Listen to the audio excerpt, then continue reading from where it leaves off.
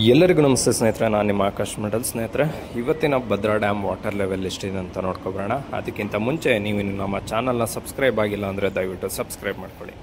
ಸ್ನೇಹಿತರೆ, ಇವತ್ತಿನ Bhadra dam water level ಅಂದರೆ 28 May 2025 Bhadra dam water level 138 ಅಡಿ 6 ಇಂಚು ಇರುವಂಥದ್ದು.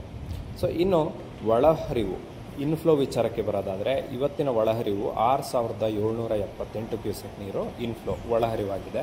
ಇನ್ನು ಹೊರಹರಿವಿನ ವಿಚಾರಕ್ಕೆ ಬರೋದಂದರೆ 401 ಕ್ಯೂಸೆಕ್ ನೀರು ಹೊರಹರಿವು ಹಾಕಲಾಗ್ತಾ ಇದೆ.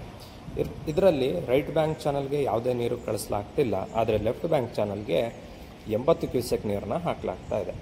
ರಿವರ್ಸ್ ಲೂಸ್ ಬಂದು 200 ಕ್ಯೂಸೆಕ್ ಇದೆ, ಎವಾಪ್ರೇಷನ್ 121 ಕ್ಯೂಸೆಕ್ ಇದೆ.